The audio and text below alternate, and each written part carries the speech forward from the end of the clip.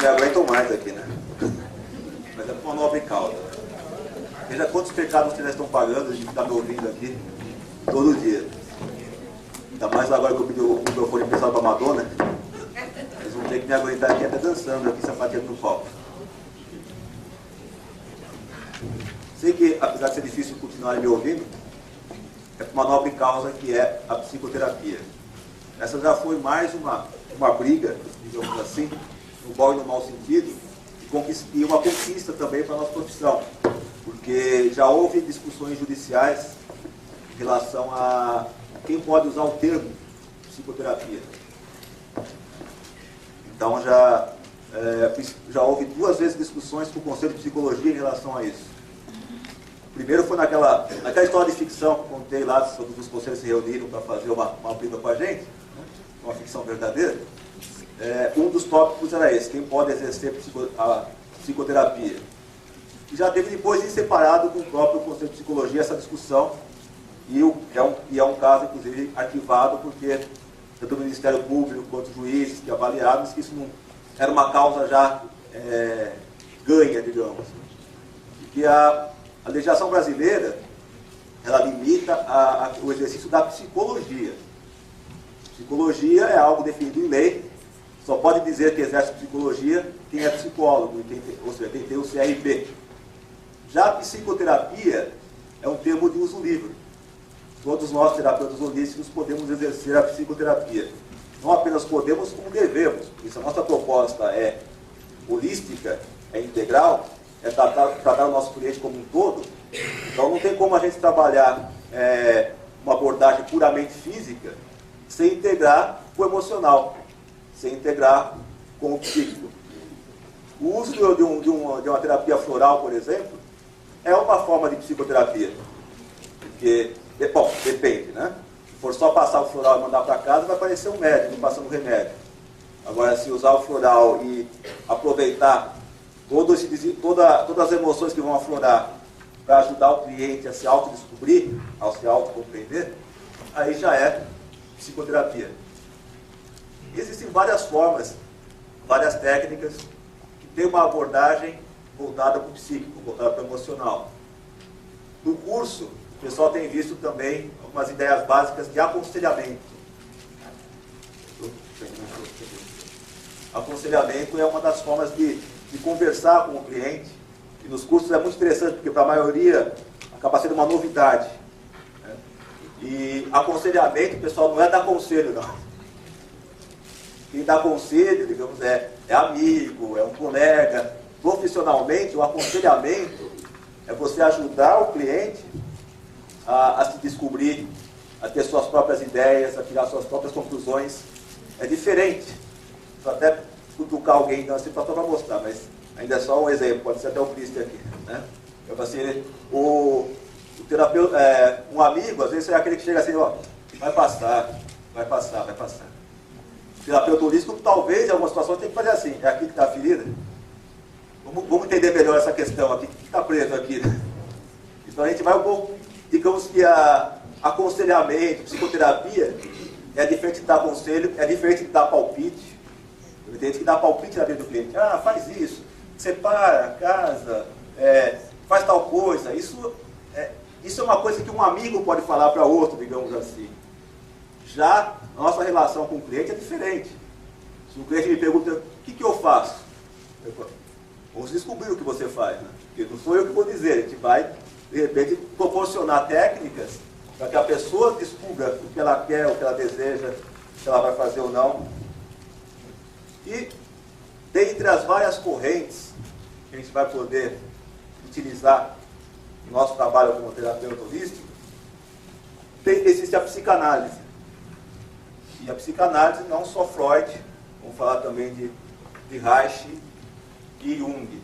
Lógico que a psicanálise não se restringe aos 3. E é lógico que tudo que eu for falar aqui, vou deixar os freudianos bravos, vou deixar os reichianos bravos.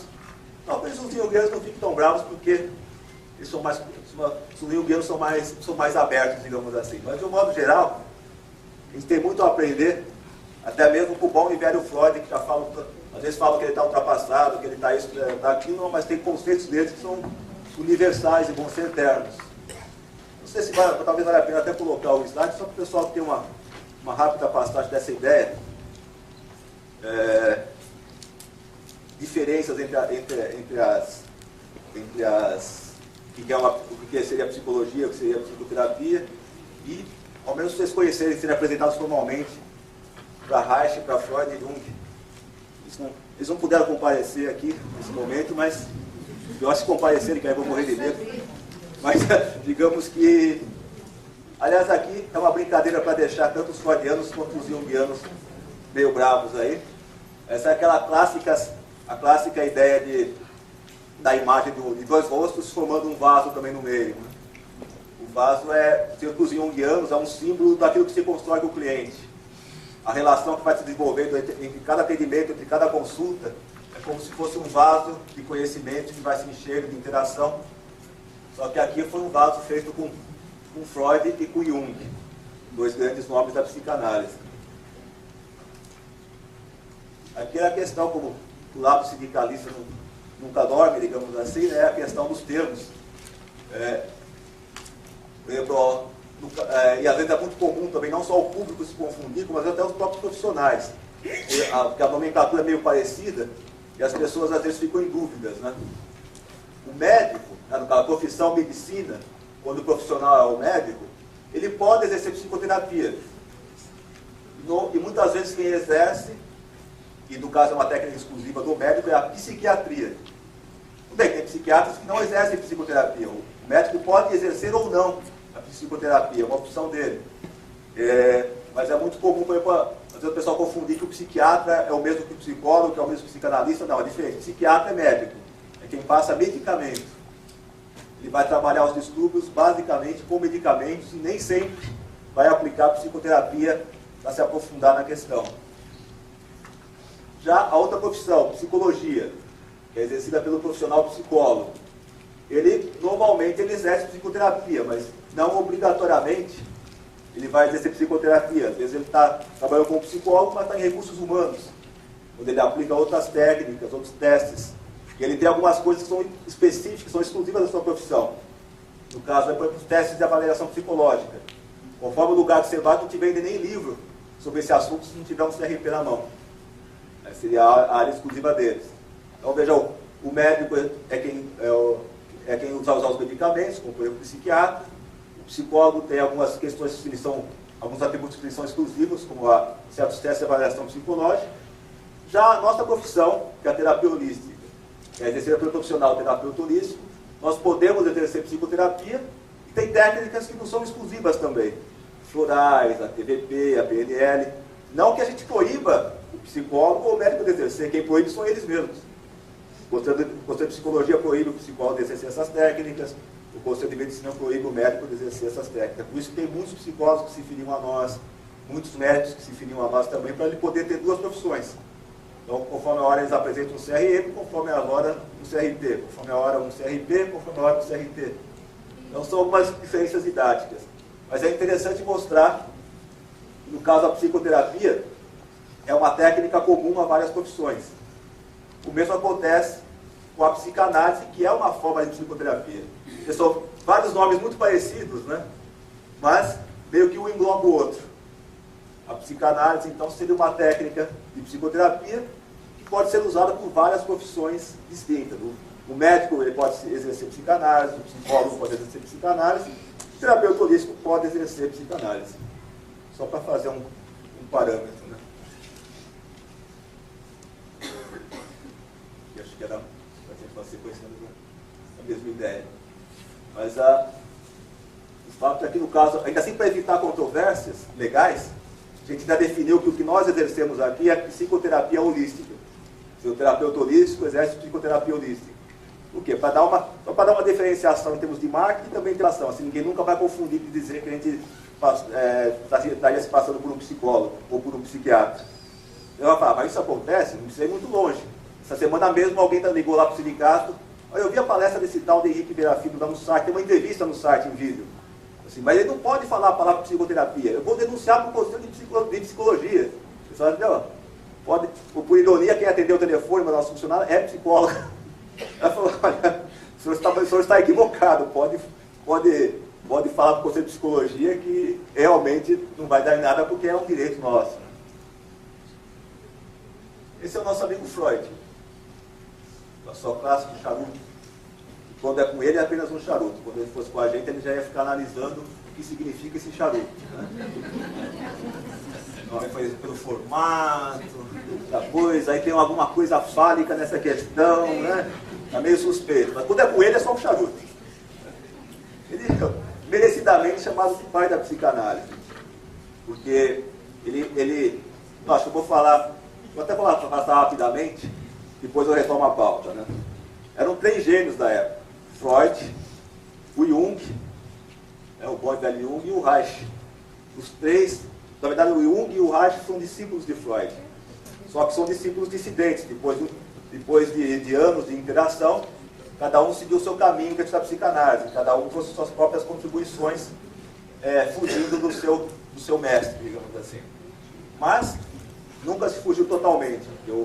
Muito do Freud é eterno, não tem muito o que questionar.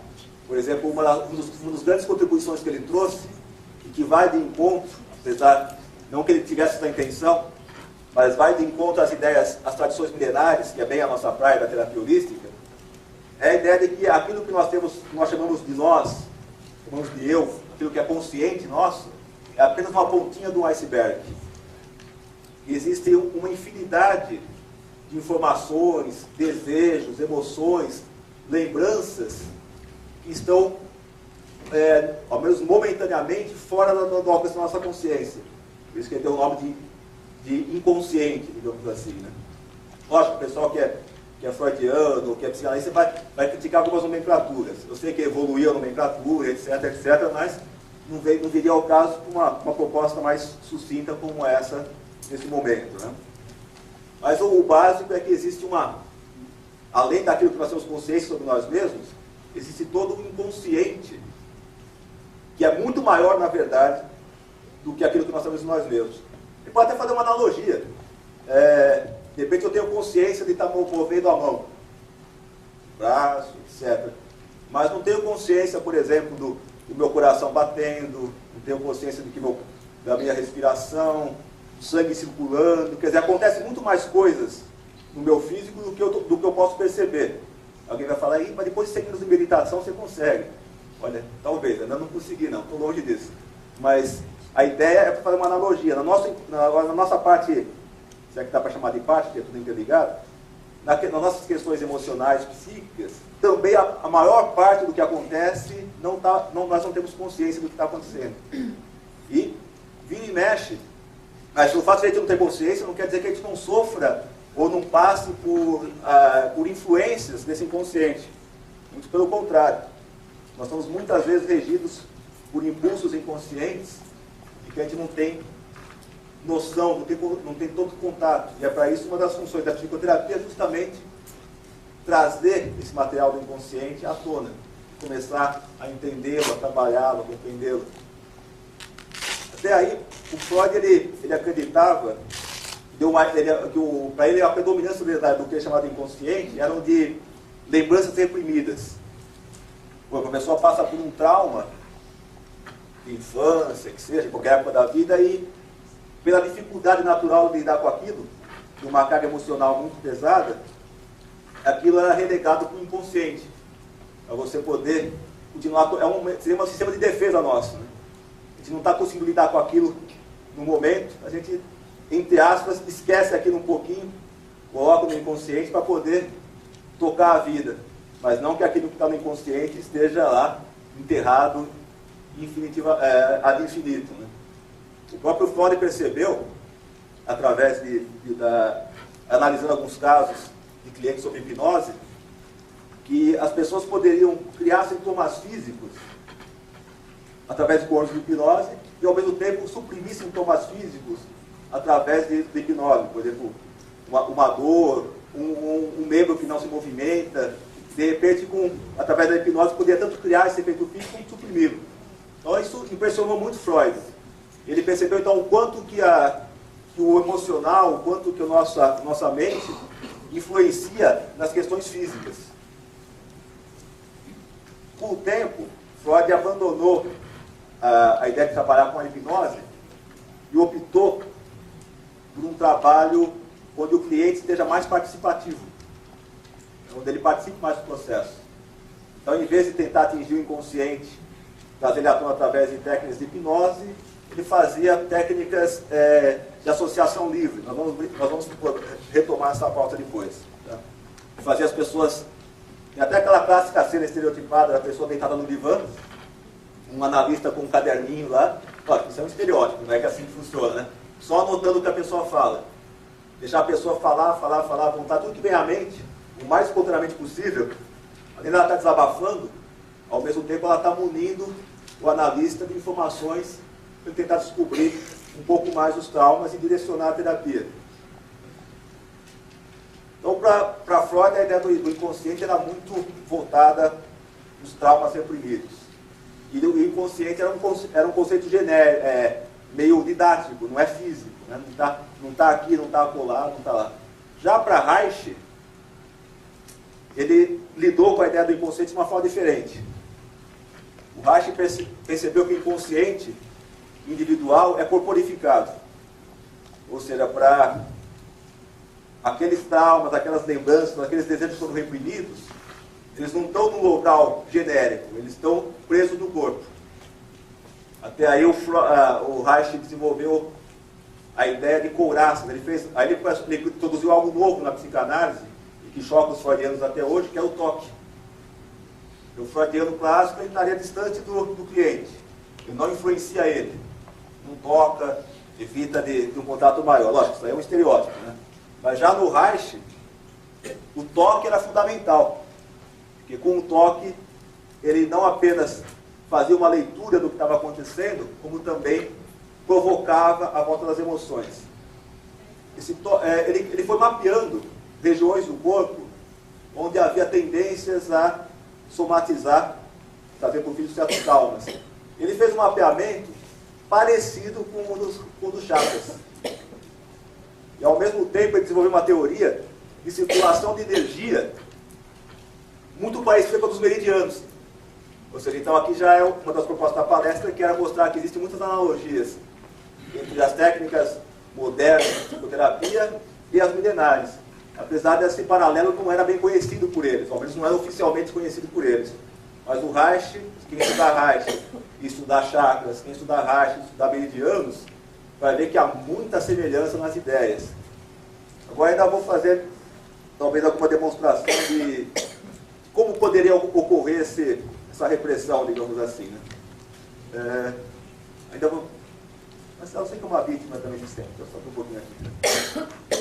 Só para deixar ela vermelha, uma salva de palmadas nela.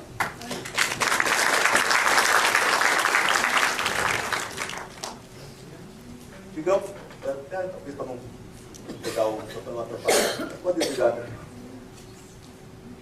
Ela fica com a luz na cara, aí vamos ficar judiando dela. Ela merece, mas tudo bem. Mas quem está aqui quando trabalhando no evento, tem todas essas bagunças acontecendo, uma encrenquinha daqui, outra encrenquinha de lá. E, como eu sou um sujeito muito bonzinho, de vez em quando eu tenho vontade de esganar as pessoas. Eu sabia que você nem escapar dessa. De repente, às vezes, digamos, estou aqui zangado com a Marcela. Meu primeiro impulso seria... Mas, de repente, não vou fazer isso. Eu sou uma pessoa civilizada, sou uma pessoa muito evoluída. Imagine, eu, com raiva, imagine, eu já estou sem sentido, né? Não tenho raiva nenhuma. Eu sou um ser tão puro, tão evoluído, né? Só que aquela energia, aquela vontade de esganá-la, digamos assim, ainda que inconsciente, ela está aqui. Eu tirei da consciência, mas aquela energia continua. Então, toda aquela energia que se moveu para poder transformar aquele pensamento, aquele desejo em algo real, a energia fluiu. Só que eu não deixei se transformar num ato físico. Então, de repente, eu falei, nossa, não sei porque hoje estou com uma dor no braço. Não sei, acho que foi um mau jeito, né? Mas, Marcelo, tudo bem, né? Pode aceitar, Marcelo, obrigado. Acho que deu um exemplo assim mais simples, mas tentem ter uma ideia de proporção.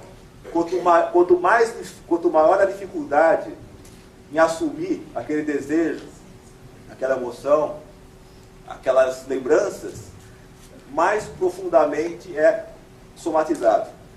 A gente tem que fazer um esforço sobre-humano para segurar, reter isso daí. Então, Freud percebeu que havia retenções musculares.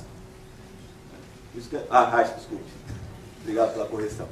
Então, ele desenvolveu um mapeamento de couraças, que basicamente lembra muito dos chakras. Não é idêntico, mas lembra muito.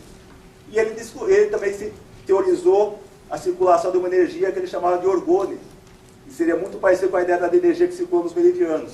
Em cima disso, então, aquele inconsciente do Freud, que era uma teoria, digamos assim, mais didática do que localizada fisicamente, para Reich já havia uma localização. O inconsciente é corpóreo. A gente corporifica tudo aquilo que a gente não tem consciência.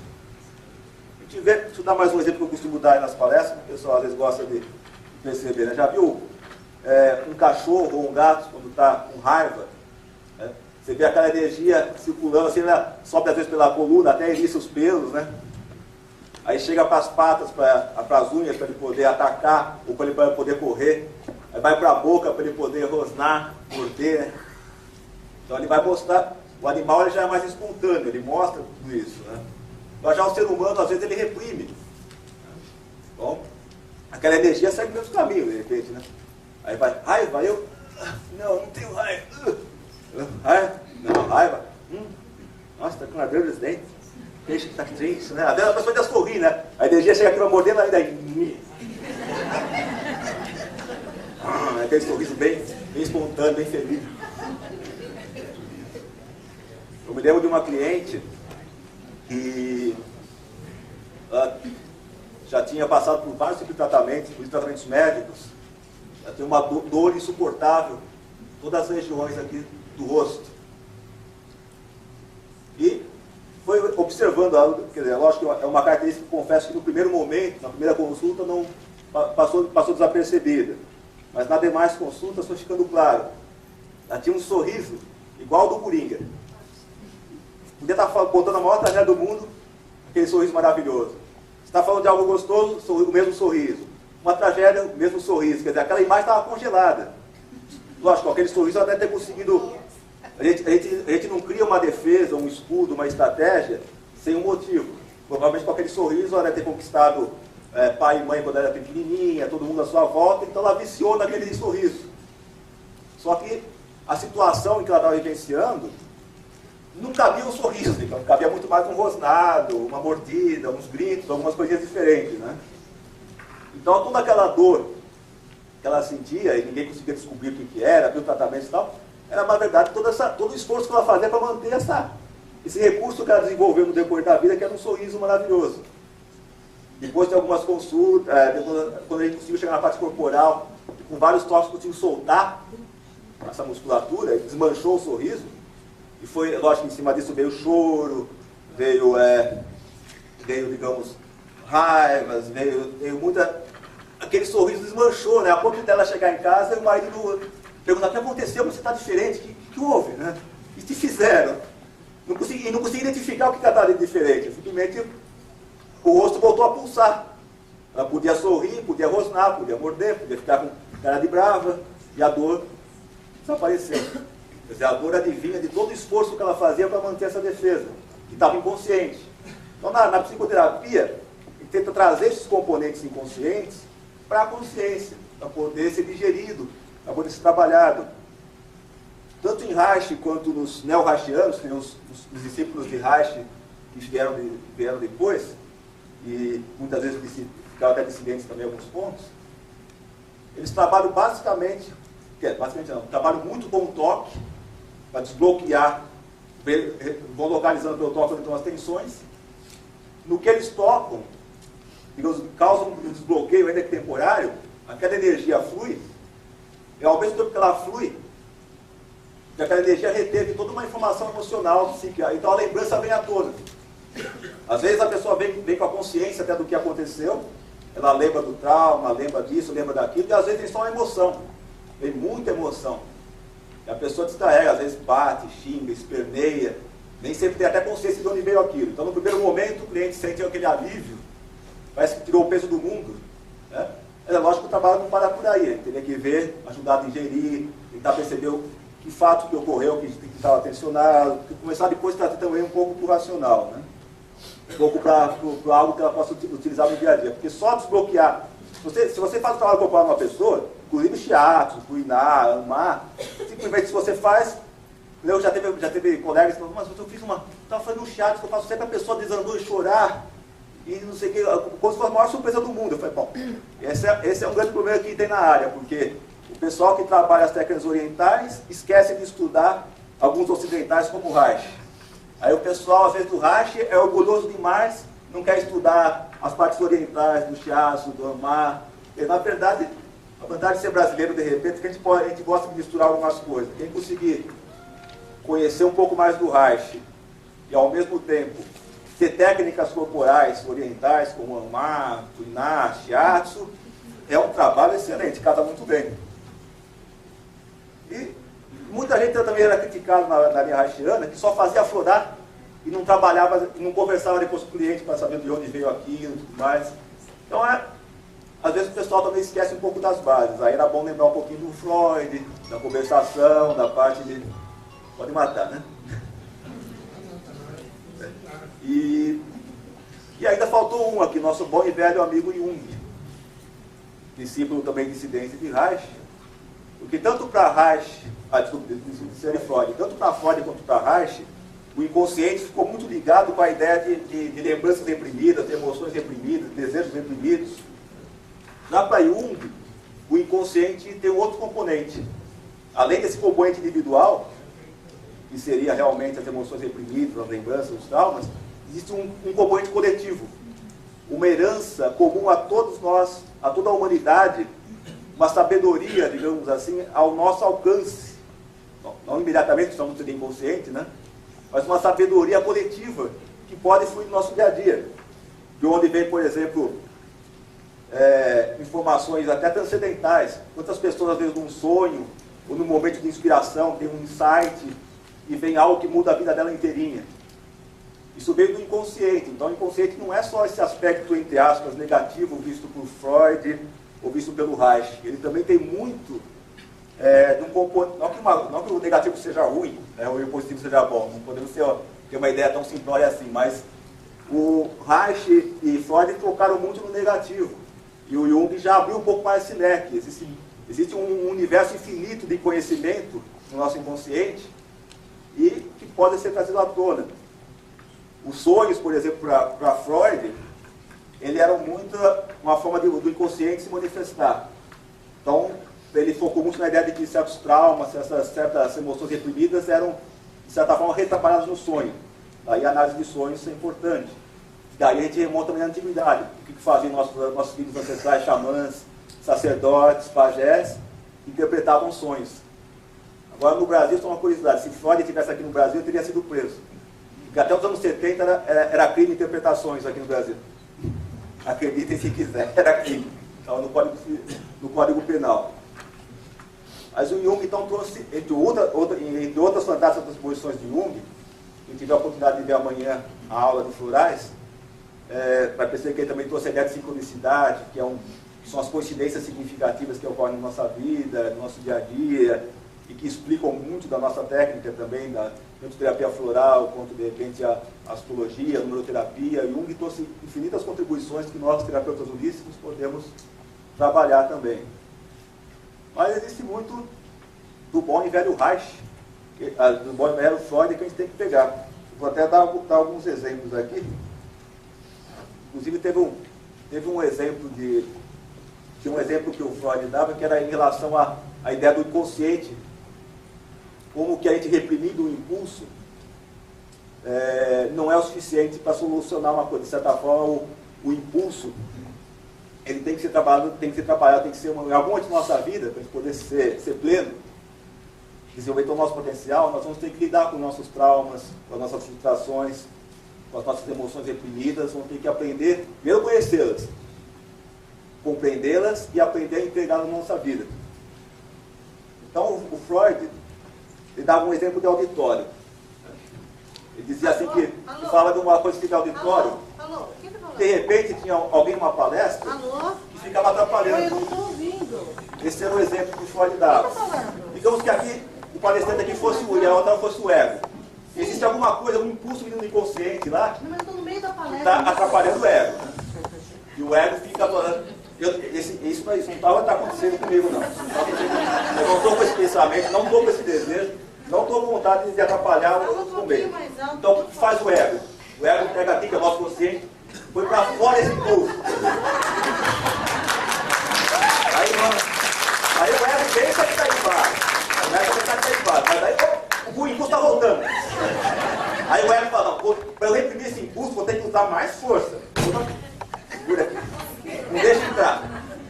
Mas imagine reprimir uma lembrança, um desejo, um impulso, assim, a vida toda, inclusive. Aí o impulso aparece de um outro lugar que a gente não esperava. Então essa lembrança, esse trauma, mais cedo ou mais tarde volta na nossa vida. Aí o ego vai ter que chegar, finalmente, pegar o impulso. Tá, vamos nos entender, né? Aí pega o impulso, fala assim, tá, cada impulso. Eu sei, eu quis te esquecer, mas não consegui. Não sei que você está aí e tal. Eu vou fazer o seguinte, cadê o celular? Sabe o que você faz com esse celular? Guarda no bolso por enquanto.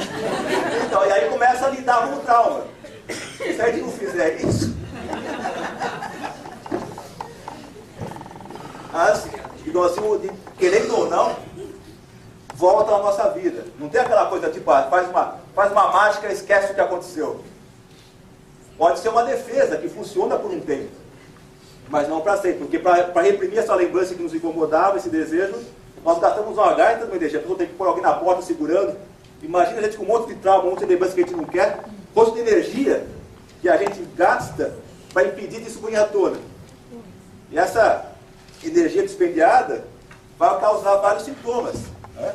Sintomas que bloqueiam, essa energia foi desviada da sua função natural, foi de repente, tudo bem, é uma defesa, como toda defesa é uma coisa boa, mas uma defesa que fique para sempre, ou ad infinitum, dá um efeito contrário, passa a ser algo ruim, porque você está, de repente, aquilo que era um recurso momentâneo, se você usar como algo, uma solução, vocês vão ver na prática que não é uma solução, a coisa aflora novamente. Aflora em sonhos, aflora em sintomas físicos, aflora em atitudes também. Às vezes a pessoa fala, nossa, fulano era tão calminho, de um momento para outro, não sei o que aconteceu, explodiu, bateu todo mundo, quebrou tudo. Na verdade, não foi de um momento para outro. A coisa vai longe, digamos, né? E por que acontece esse tipo de coisa? Porque a pessoa não tinha consciência do que estava acontecendo. E ela, às vezes a consciência, não por si só, tomar consciência seja o suficiente. Senão você ia no vidente e falar, olha, teu problema é que na infância a tua mãe era assim, assim, assado, o teu pai te reprimiu, a tua mãe te bloqueou, blá, e pronto, você tomou consciência. Fala, obrigado. Não vi isso resolver caso de ninguém. Quando a pessoa, quando vem dentro dela essa informação, ela vem com emoção. E é o ex movere, é o mover para fora, é isso que fica emoção, ex movere do latim, né? Para fora. Então, quando essa informação vem carregada de emoção, ela pode se manifestar num atendimento de consultório, por exemplo, os efeitos são grandes. Eu vou contar um exemplo, digamos assim, que ao mesmo tempo é interessante, para muita gente seria uma solução completa de um caso, e eu que vivenciei foi frustrante. Uma cliente em consultório conseguiu a muito custo ser trazida porque ela estava numa situação, aliás, outro cuidado, a pessoa fala muito na nossa área de síndrome do pânico. Síndrome do pânico é um diagnóstico médico psiquiátrico. Ou seja, esse terapeuta físico não trata a síndrome do pânico, trata um cliente que pode estar com medo, por exemplo, ou bloqueado. Então você chama de síndrome do pinico. Aí tudo bem que não está classificado como doença. Mas digamos essa cliente estava vivenciando tantas emoções, tanto medo, que o único lugar que ela se sentia confortável era dentro do carro, na garagem. Nem na própria casa ela se sentia confortável. Então, com muito custo, conseguiram trazê-la para um atendimento e começou a fazer um trabalho. E uma dificuldade enorme em chegar em algum lugar. Tudo bem. Então, já que verbalmente a gente não conseguia chegar a lugar nenhum, então começou um aurículo, floral, né? Abrindo espaço para conversação. Aí, os sonhos, lembrou de algum sonho? Não lembro de nenhum sonho. Lembrou como é que é, alguma coisa, como é que foi a sua infância, né? Maravilhosa, mãe maravilhosa, pai maravilhoso. Tem que já é super suspeito, né? Mas digamos assim que mãe maravilhosa, pai maravilhoso, são mãe de todos os outros. O próprio dificilmente é uma coisa, o convívio com qualquer pessoa é difícil, né? Principalmente com pai e mãe. Então, a leitura corporal também, né? A Santa Rosa passou algumas ideias, mas tem vários tipos de leitura corporal, né? Mas a leitura corporal também mostrava que o que ela estava dizendo não era bem o que ela sentia. Ela fez uma defesa, que ela racionalizou, né? Também é uma das contribuições, digamos, da psicanálise, que nos deu ideias de certos sistemas de defesa que a gente aplica, né? Ela, no caso, nem era bem uma racionalização, mas tudo bem. Para ela estava tudo bem, tudo maravilhoso, e não sabe de onde veio esse medo todo, né? Aí com o toque, depois de várias consultas, é que a coisa deslanchou. Aí tocando, e para desespero do pessoal que é haitiano aqui, não sigo a terapia clássica, não sigo as coraças uma a uma, faço um trabalho bem oriental mesmo, e funciona tão bem quanto o caminho que Reich, digamos, ensinou aos seus seguidores, digamos. No meio do toque, ela teve uma lembrança, com muita emoção. Ela começou a lembrar que quando, na infância, né, em determinado momento, a mãe dela colocou ela e a irmã para baixo da mesa, né, toalha, tudo lá, falou para ela: não sai daí, se vocês saírem, seu pai vai vir aqui e vai levar vocês embora, você nunca mais vê sua mãe. Fecharam janela, fecharam porta, fecharam tudo e ficaram vigiando a noite toda, e aquelas duas crianças debaixo da mesa. E ela, lembrando disso, mas muito confusa ainda, diz que no dia seguinte, de manhã, foram para a escola e a avó dela foi junto. Ele disse que se deixasse ela sozinha, o pai ia vir lá. Essa era a família Pai Maravilhoso, Mãe Maravilhosa. Então, de repente, entre o que se verbaliza e o que realmente acontece, às vezes é uma distância grande, né? A avó foi junto porque, se deixasse a criança sozinha na escola, o pai dela ia lá e ia raptá-la e ia levar ela embora. E aquilo marcou muito para ela vendo ela na escola e a avó junto no recreio, junto na sala, não sei o que lá, aquela situação meio assim. E o gatilho, aliás, eu pulei uma etapa que na verdade foi fundamental, eu devia ter explicado antes, mas tudo bem. Uma das perguntas que eu havia feito a ela antes do trabalho corporal era quando foi que se manifestou pela primeira vez esse medo todo dela. Ela estava dirigindo normalmente, como sempre fez, deixou o filho na escola, era uma escola nova, era o primeiro dia do filho dela nessa escola nova. No que deixou a criança, ela viu ela entrou na sala de aula, ela entrou na escola, ela travou lá e não conseguiu fazer mais nada. Nem dirigir, nem nada. Esse foi o gatilho inicial da questão. Então, na verdade, o link foi quando ela deixou o filho dela na escola, isso linkou, conectou com a lembrança dela indo para a escola e a avó olhando para ela, e ela olhando para a avó, todo aquele medo todo. A partir daí ela travou. Assim como ela tinha, para poder continuar sua vida, ela criou uma defesa, um recurso em que tudo era limpo, maravilhoso, a infância dela foi maravilhosa, e apagou isso da lembrança. A partir daí, quando ela ia lembrar tudo isso que aconteceu, o organismo criou uma outra defesa que travou tudo. Você não vai lembrar disso, não, que você não aguenta. Travou ela lá. O que pode ter sido bom, que talvez ela não aguentasse mesmo aquela lembrança. Mas o fato é que no consultório houve um espaço para que isso se manifestasse de uma forma saudável. E ela conseguiu distrair muita emoção.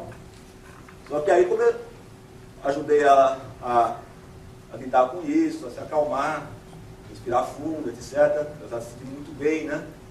Aí eu falei: fantástico, maravilhoso, nós demos o primeiro passo, né? Agora vamos com calma trabalhar toda essa parte, tudo isso que aconteceu na sua infância, né? Aí na outra consulta, a telefone não veio, chama-se resistência à terapia, também a gente vai aprender muito isso na psicanálise, né?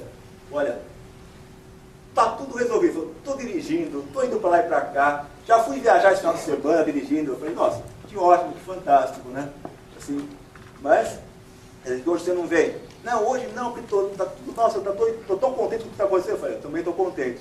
Mas, próxima consulta, então, né? Vamos tomar a pauta. Na outra consulta, olha, fui viajar para não sei aonde, agora eu mesmo dirigindo. Fantástico, lindo, maravilhoso. Depois na outra, olha, fui para a Europa, agora está tudo resolvido, não tem mais coisa nenhuma. Lindo, maravilhoso, mas um dia, quer dizer, para ela, estava tudo ótimo, saía falando maravilhas de mim, qualquer pessoa, meu nome, Henrique, fantástico, nossa, assim, meia dúzia de consulta aí, que deixou boa, né? E eu, a gente nem começou, digamos, né? É frustrante, mas acontece isso também. Resistência à terapia. Quando a gente chega num ponto delicado do trabalho, às vezes é preciso dar um passo atrás ou não chegar tanto, para sentir o momento em que isso pode ser feito. Para isso, talvez uma das dicas é a leitura corporal. Acho que eu não vou. Já tinha falado da Rose, que eu acho que eu não ia escapar disso. Assim, até gostei que vocês tenham se interessado na parte da Rose em relação à leitura corporal. Eu vou passar um outro tipo de leitura complementar, né, porque tem vários tipos de leitura corporal. O próprio Reich tem uma leitura corporal muito interessante, Reichianos, que conforme o biotipo que a pessoa desenvolveu, diz muito da vida dela. Mas a que eu pretendo passar é muito mais simples e divertida. Ela vem do Pierre Weil e tem a ver muito mais com o momento que a pessoa está vivenciando. Isso nos ajuda muito no consultório para saber quando a gente vai abordar um assunto ou não. Se a pessoa está preparada, às vezes, para entrar em certos assuntos ou não. Olha só, deixa eu só me retomar aqui o horário. Essa primeira etapa ia até as 3 horas, é isso? Depois era até as 3h40. Então, vou botar um perfil assim. Aqui realmente, eu sei que parece que eu abuso de você, às vezes, sobre muita informação, mas é que eu acho que é um momento interessante de todos nós, terapeutas holísticos, entrarmos de cabeça e com todo carinho no trabalho psicoterapêutico. Trazer, não ficar igual ao médico. Tem gente que parece muito parecido com o médico, ele só substituiu o remédio, o medicamento, pelo fitoterápico. Aí o cara vem lá, tipo, o que você tem? Tal coisa, está aqui fitoterápico. Tem gente que faz com floral. O que você tem? Tem o mesmo, está aqui o floral, bota aqui o mesmo, quando acabar. Agulha, então, Deus, dá desespero de ver o pessoal coloca 10 marcas aqui, nem conversa com a pessoa, tomou buço, nem conversou, não sabe do que se trata, não sabe das emoções que estão aflorando. Nossa, se a pessoa parar para prestar atenção, quando você faz o trabalho de holocultura, ou mesmo uma reflexoterapia, aflora 1000 lembranças na mente da pessoa. Se ela tiver, se você estiver disposto a ouvir, dar esse espaço para o cliente, vai ver cada emoção que aflora, cada lembrança que aflora, o toque, o equilíbrio energético que a gente proporciona, faz com que o autoconhecimento flua. A pessoa começa a perceber um monte de coisas.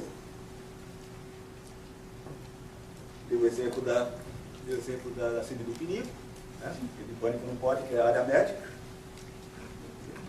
Há um outro exemplo curioso de como, às vezes, o impulso aparece do nada aí, né? É o chamado ato falho, o lapsus freudiano. Isso é bem divertido, mas acontece muito. E a gente identifica muito isso nos clientes, mesmo em pessoas à nossa volta. Quando a pessoa, sem querendo, deixa escapar uma frase que diz muito do que ela sente mesmo, diz muito do que ela quer. Lembra do famoso político que disse a infeliz frase: estupra, mas não mata. Esse é um ato falho feroz, assim, porque ele quis fazer um comentário imaginando que está falando uma coisa boa, né? Mas de repente do jeito que ele falou, quer dizer que então estuprar pode. É matar aqui não. Não, falei errado. Não, mas de certa forma falou certo sim. Ele falou aquilo que ele imagina, que no fundo, consciente ou inconscientemente, é o que ele pensa. Então, para ele não seria tão chocante o estupro. Só a morte que para ele seria uma coisa inaceitável. Mas tem situações mais amenas que a gente ouve no dia a dia. E uma colega nossa, que não está presente aqui, mas ela também lida muito com psicanálise, e ela tem exemplos bons de ato falho, lapsus freudiano, que ela, inclusive, vivenciou. Isso dá até mais credibilidade, é mais gostoso de contar. Era um casal, um exemplo de ato falho. Um casal de amigos, que todo mundo à volta percebia que poderia haver um romance entre eles, mas nunca deslanchava. Nunca nenhum deles tomava iniciativa. Aparentemente, se dependesse do que eles tinham consciência, né, nada queriam a mais do que aquilo que vivenciavam. E um deles sempre dava carona, o homem, no caso, dava carona para a mulher. Sempre nessa cortina de amigos, carona, carona, carona. Até que num determinado momento, num determinado dia, estava chovendo, a rua estava meio inundada, Aí a garota quis dizer para ele, conscientemente, olha, pode subir na calçada. Aí saiu, pode subir na calcinha. Digamos que para bom entendedor, esse ato falho já deu uma boa dica. Espero que a pessoa tenha aproveitado, digamos assim, essa informação preciosa. Deu um sinal verde de que, pô, pode ir lá ler. Talvez não tivesse nem consciência de que podia, mas o ato falho demonstrou que sim. Essa mesma amiga também tem um outro exemplo bom, que é, entre outras coisas, ela é professora de francês. Então ela estava com um aluno novo, achou ele muito bonito, muito atraente, né? Mas é aluno, né? Para lá, né? Então ela estava dando um exemplo de verbos em francês, que por exemplo, raptar e tirar pode ser até o mesmo verbo. O francês está enferrujado, então não vou nem tentar lembrar qual é o verbo. Então ela quis dar um exemplo, fulano, né, raptou ciclano. Aí ela quis dar um outro exemplo que ia ser... deixa eu até lembrar o exemplo exato para não fugir a questão, digamos, né? Aí ela ia dizer que o outro exemplo, que era para ter saído algo mais ou menos na base do fulano pegou sua roupa, pegou sua calça, né, como se fosse alguma coisa de tirar, de colocar, saiu, ó, tire suas calças, direto com a pessoa. Então, digamos que ela falou um desejo que ela estava sentindo realmente, que ele tirasse as calças, mas... Então, o ato falho, ele está presente na nossa vida, acontece muito, nosso inconsciente se manifesta. Assim como o impulso entrou pela porta do lado lá, o ato falho é uma das formas de nosso inconsciente se manifestar. E se a gente estiver prestando atenção, a gente consegue aprender com isso também. E no consultório tem muito disso. Às vezes o cliente quer contar, quer racionalizar, falar alguma coisa específica, e ensaiada até, meio padronizada, falar de pai, falar de mãe, e de repente deixa escapar alguma frase que a gente percebe que tem um componente por trás disso. Então, o que eu quis mostrar nesse primeiro intervalo aqui, que é a primeira parte, apesar de eu acabar misturando a aula com a palestra a princípio tem uma proposta um pouco mais informativa, a aula a gente já tem uma proposta também didática, em continuidade com o curso que a gente está fazendo, mas acho que não tinha muito como separar. Nós, na hora de organizar o evento, nós entendemos por bem fazer essa somatória de um espaço com o outro, justamente para abrir o leque para quem ainda não está exercendo aconselhamento no consultório, para quem não está exercendo outras técnicas de psicoterapia, e que isso pode ser feito e deve ser feito para que a gente possa realmente nos considerar terapeutas holísticos. Que um holístico que trabalha só o corpo, digamos assim, como se pudesse separar em relação das emoções, ou só as emoções sem trabalhar o corpo, nós estamos trabalhando pela metade. É muito gratificante quando a gente percebe o quanto há de conexão entre uma questão e outra. Depois ainda eu sei que está ficando muita informação, depois eu vou fazer umas brincadeiras para facilitar. Quando falar de leitura corporal para ficar mais divertido. Mas aí, como tem também a parte didática, eu preciso fazer esses parênteses, digamos assim. E acho que vale a pena ainda para o pessoal do curso retomar Jung, falar de sincronicidade, falar dos sonhos, falar de arquétipos, de símbolos, que fazem parte da nossa vida e muitas vezes a gente não tem consciência. O Jung, estudando os sonhos de seus clientes, entre outras coisas, ele percebeu que muito do que vinha nesses sonhos eram materiais que lembravam histórias contadas em lendas, histórias, digamos assim, milenares de várias culturas. Então, acho que a gente tem mais facilidade de contato com a cultura ocidental. Então, começou a perceber que havia histórias parecidas com a de certos deuses mitológicos, gregos e romanos. Começou a ver que, às vezes, a pessoa contava um sonho que era igual uma história, às vezes até de uma tribo perdida lá no escafundal dos Judas, lá num outro país que a pessoa nunca teve. Então, ele começou a perceber que ia se questionar de onde vinha esse conhecimento. E essas histórias não eram à toa. Essas histórias tinham a ver com o momento da pessoa. Eu começou a perceber que tudo o que acontece no sonho somos nós mesmos. Seu sonho, por exemplo, com a Fátima, para Freud poderia ser uma lembrança do dia a dia. Tipo, teve no congresso com ela o tempo todo, De repente está na mente e sonhou com ela. Para Jung podia ser diferente. Poderia ser aspectos do próprio sonhador projetados numa outra figura. Aspectos meus que eu projeto nela. Aliás, existe uma dica aí também, né? No jogo de luz e sombra. Jung chamava, de certa forma, o inconsciente também de sombra. Ou seja, aquilo que não está à luz do nosso conhecimento momentâneo. Não precisa ser algo ruim, é apenas algo oculto.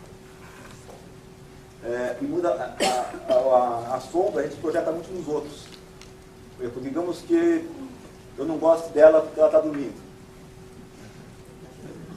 De repente estava lá dormindo, eu não gosto dela, que absurdo, que isso, que aquilo. Mas de repente, se isso me incomoda, é porque pode ser, nenhuma regra é absoluta, claro. Pode ser porque eu também tivesse que vontade de estar lá dormindo. Então, na verdade, eu estou brigando com ela, na verdade, estou brigando com um impulso meu que eu não quero admitir. Ela fala, queria eu estar lá dormindo, descansar um pouquinho, pelo menos. Então, eu não posso aqui com raiva dela. Fala assim, não, você não pode dormir, que absurdo é isso. A gente projeta muito nos outros, coisas nossas. Assim, isso eu dei um exemplo de uma projeção negativa, mas também pode ser uma projeção positiva. De repente, eu olho lá os únicos, eu falo, puxa, como ele fala legal, o público gosto dele, o público gosta dele. De repente, não que ele não seja isso, mas digamos, mas como eu percebi isso me comoveu, é porque eu também tenho tendência a ser assim. Então, quando aquilo que a gente admira numa pessoa, ou aquilo que a gente não gosta numa pessoa, são tendências nossas. É por isso que incomoda, porque ele está se espelhando. Se não houvesse um eco dentro da gente, não incomodaria ou não nos atrairia. É por isso que diz que muitas vezes as pessoas se apaixonam por ela mesma. Né?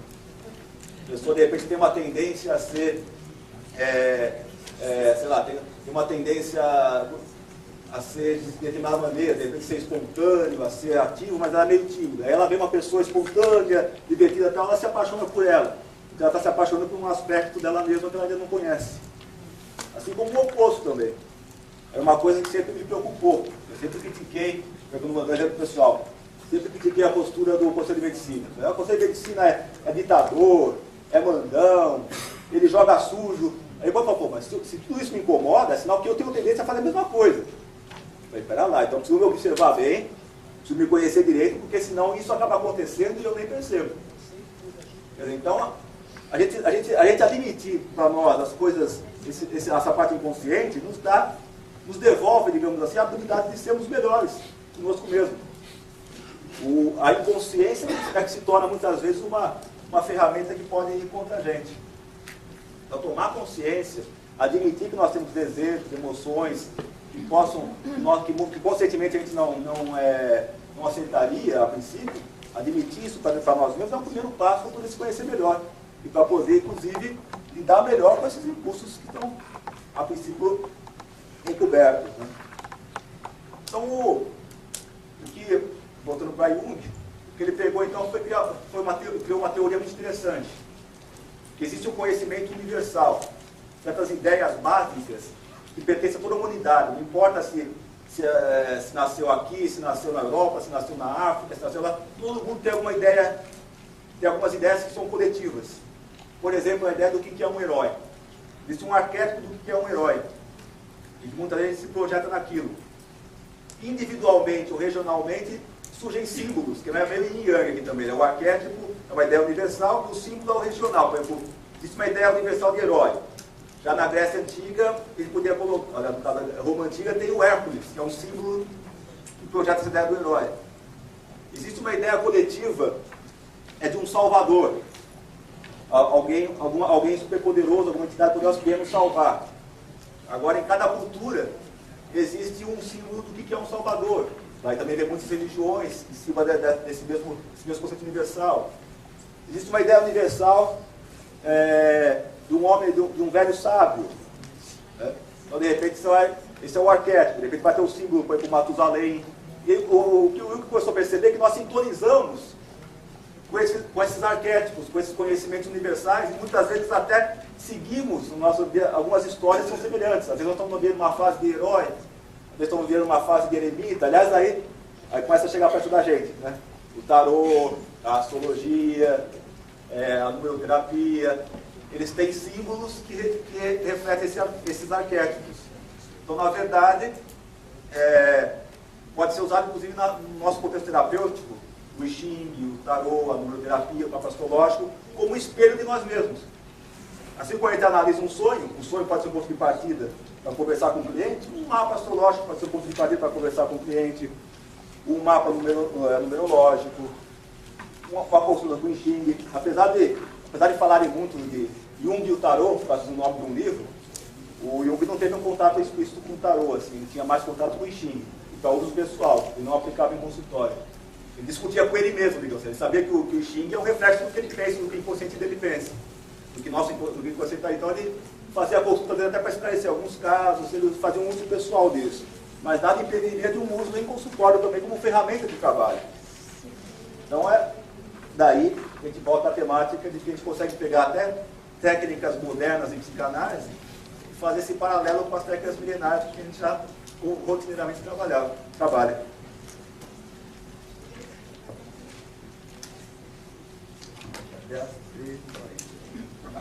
Então vamos fazer uma coisinha só para aliviar um pouco o excesso de informações. Vamos brincar um pouquinho com um tipo de leitura corporal. Esse é mais um tipo. Como todo mapa, não é sagrado. O mapa é para nos ajudar a lidar no dia a dia.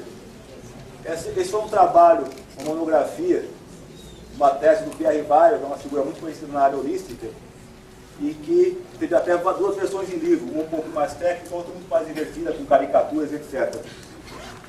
Ele fez um mapeamento do corpo humano baseado em esfinges, em totens.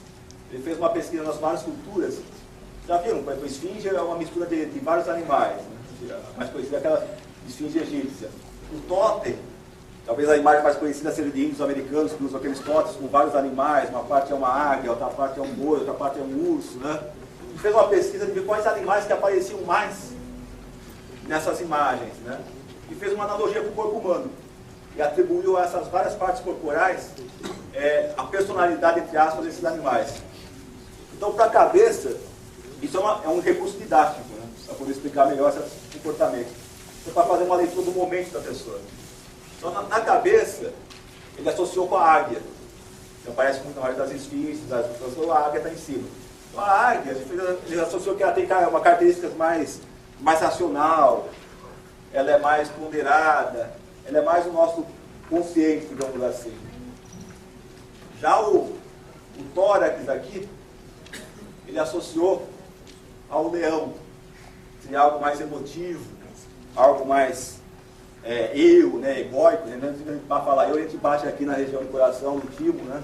Então aqui o ego seria muito essa imagem do leão. E o touro, ele colocou daqui para baixo, pegando a parte digestiva, os genitais até as pernas, né?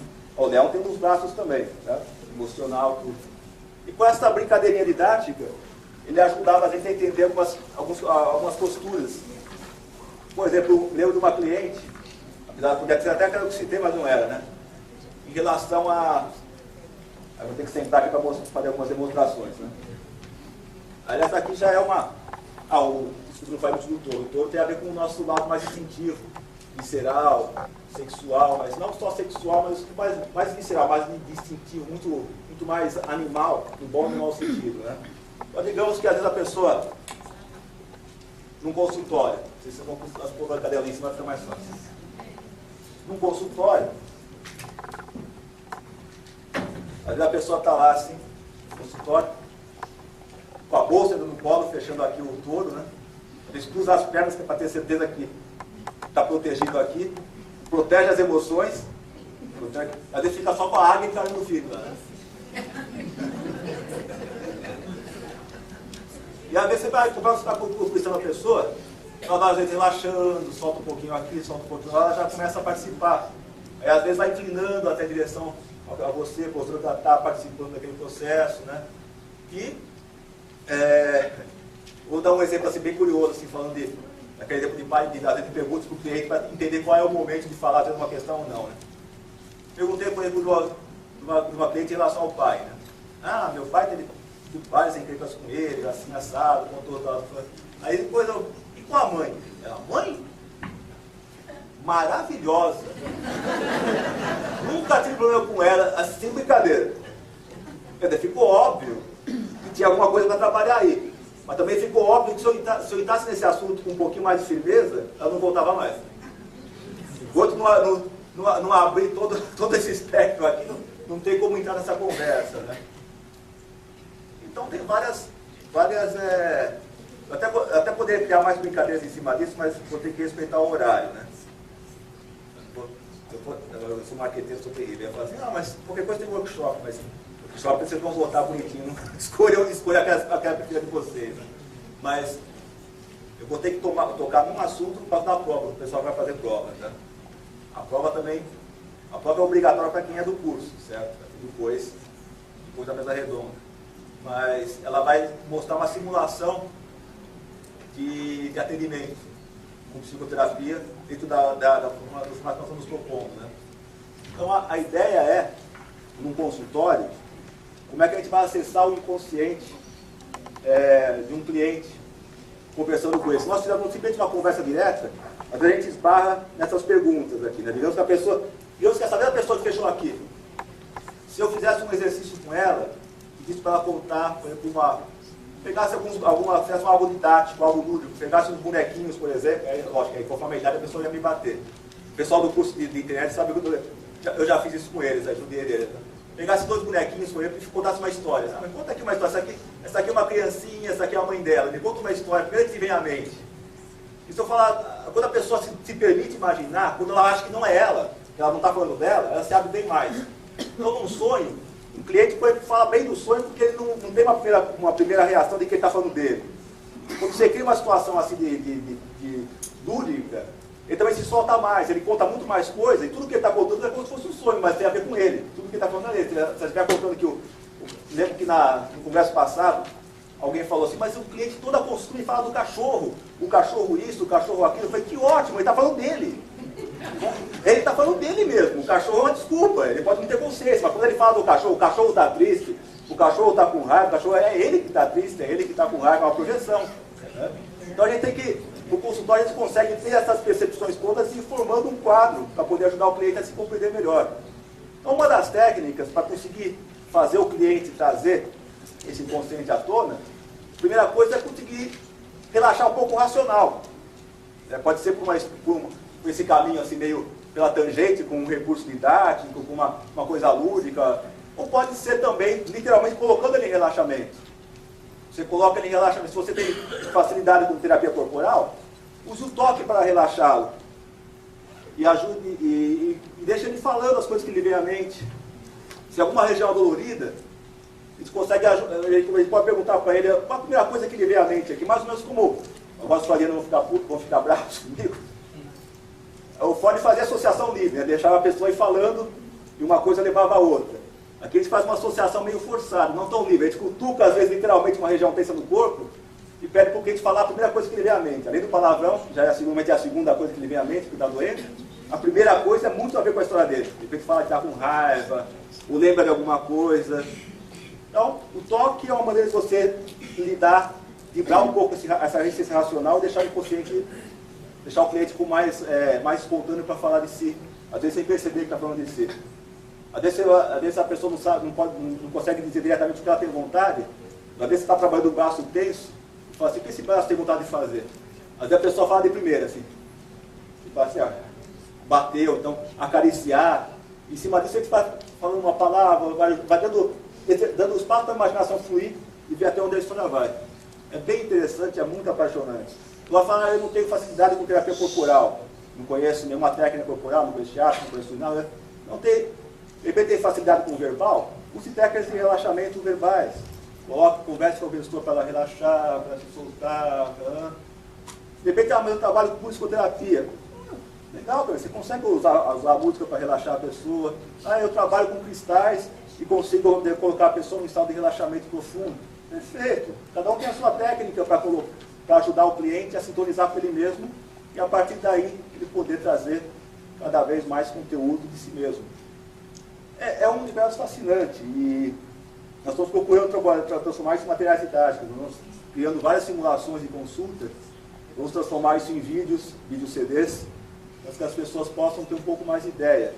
Porque esses nossos encontros anuais, lógico, não são suficientes para a gente poder falar tudo o que a gente gostaria.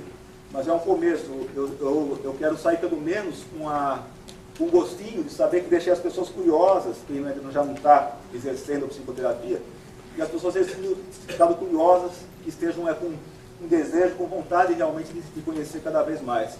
E, de nossa parte, a gente vai procurar trazer o máximo possível, colocar no máximo possível materiais didáticos, em forma de livro, em forma de vídeos, para que todo mundo, independente de que região do Brasil esteja aqui, possa conhecer um pouco mais desse assunto. O pessoal aí respeita o horário, na hora, um minutinho só, mas também não vou gastar também no último segundo. Eu já abusei daquela outra hora lá de vocês. Pessoal, muito obrigado pela paciência e me aguentar aqui. Você quer dar falta do monte? Não, não falta do monte. Quantos minutos? Um minuto? Acho que tem 10 minutinhos ainda. Só estou pegando uma vítima para fazer uma brincadeira aqui, pode ser? Ela já veio aqui, ó. Então ela é a vítima, não quero saber. Oi? Obrigado.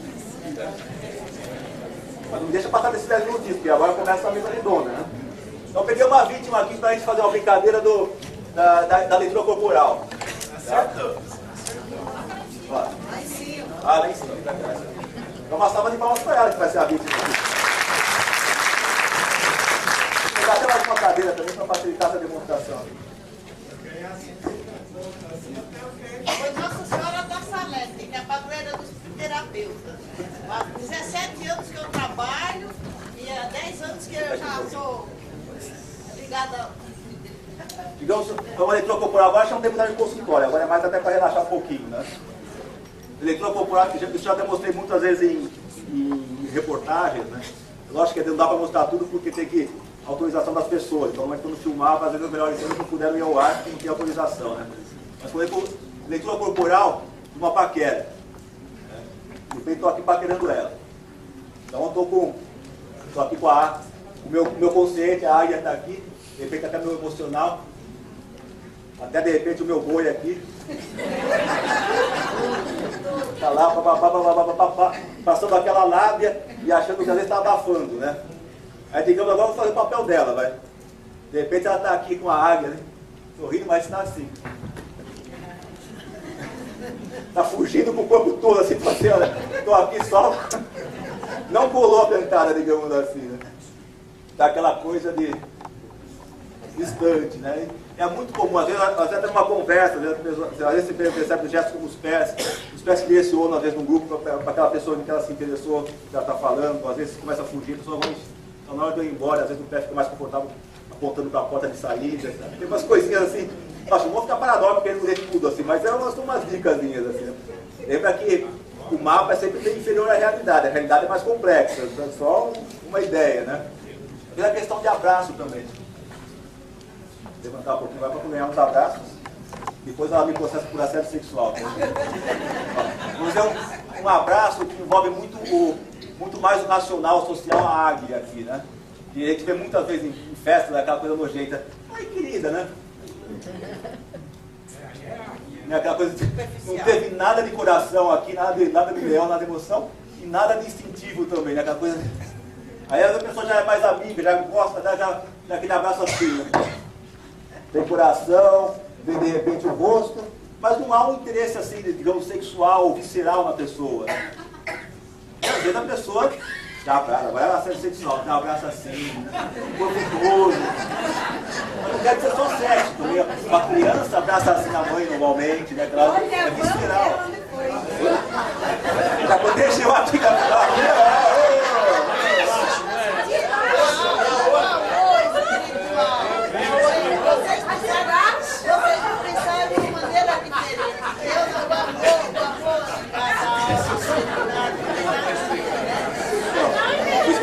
cuidado para levar o pedalinho que ele trocou por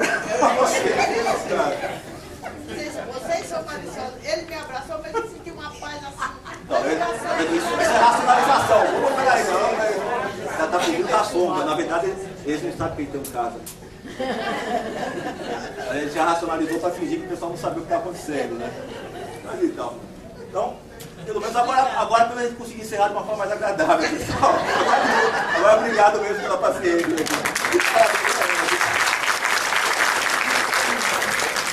Agora eu gostaria que o pessoal da mesa redonda, por favor.